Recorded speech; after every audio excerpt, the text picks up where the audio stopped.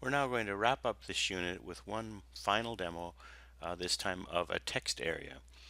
As was mentioned just a moment ago, we're going to have to first of all discuss the description pane class, which our text area demo uses. So here's the code for it in its completion. Imports up at the top. Our description pane is a class that extends the border pane. So let's focus in on this part of the code. It actually probably makes the most sense to jump right down to the bottom to see what methods we're going to be invoking on this class. So if you look down here, there's actually the comments give it away.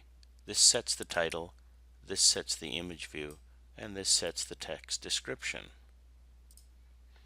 We're going to have a label which we will call image title label. Here's its name right here, LBL image title, and it's going to consist of an actual piece of text for the label plus a graphic that goes along with it. And if you haven't already guessed, it's going to be the name of a flag and a flag. In this case, it's going to be the Canadian flag.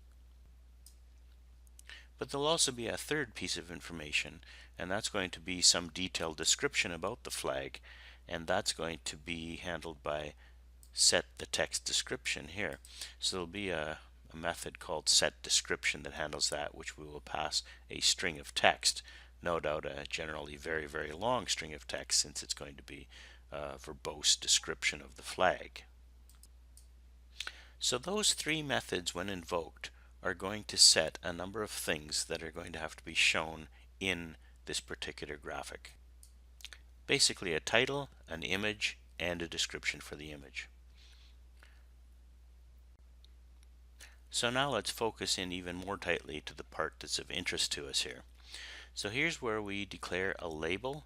We call it image title label. And then we declare the text area, TA description, again consistent with the convention introduced by the author, LBL for label, TA for text area. This is the constructor right here. And notice it's a no-arg constructor, so it's going to set everything up, and then after we've constructed our description pane, we're going to have to use those set methods we talked about earlier to actually set the three important things here. Again, the image, the title, and the description.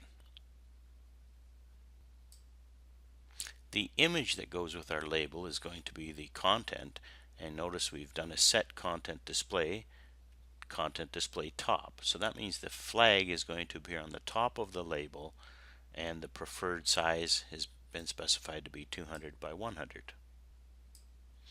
We'll set the font for our label, as you see here, to sans serif 16 point, but we'll use a different font for our text area description. It'll be a bit smaller, 14 point, and it will be typeface serif. There are some parameters for the text area description that we can set. We're going to set wrap text equal to true, so that long lines will wrap around. And this is not something that the user should be able to edit, so we're going to use the set editable method and with an argument of false. And you saw this before in one of our earlier demos.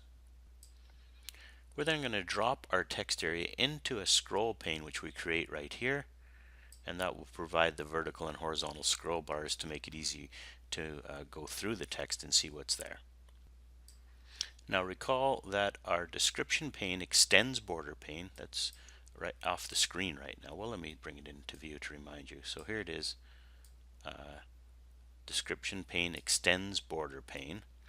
And since that's the case, what this means is we are dealing with a border pane. So in the left side of it, we're going to put our label image title, which you will recall consists of two things, a string and an image to go with it. And then in the center part of this border pane that we're creating, we're going to drop in our scroll pane, which you will recall we have in turn put a text area inside of it. We'll then pad the whole thing with 5 pixels on all sides.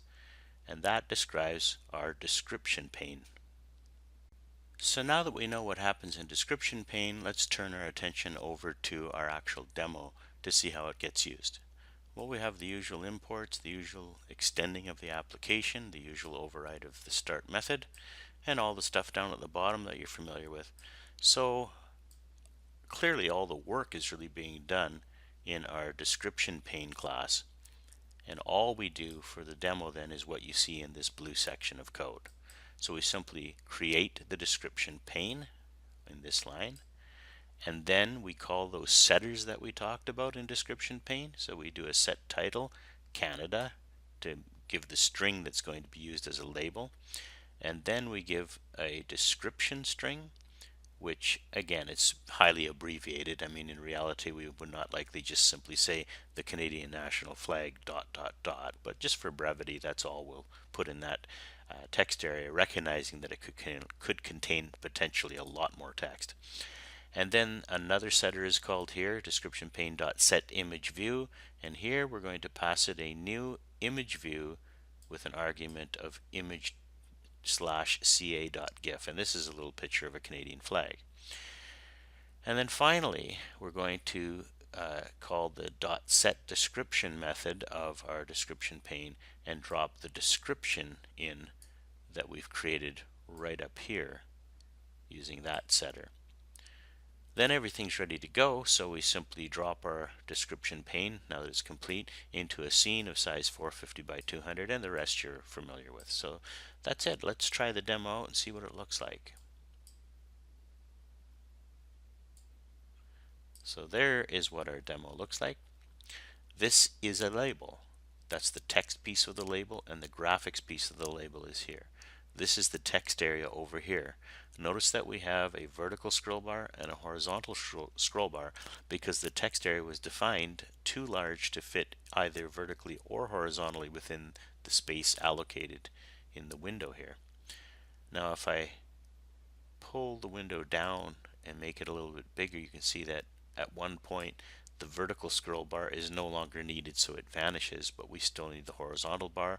If I make the window wider this way, eventually we will not need that either.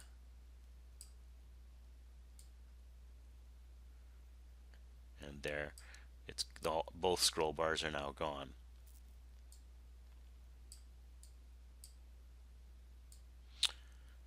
So that concludes this unit of our course.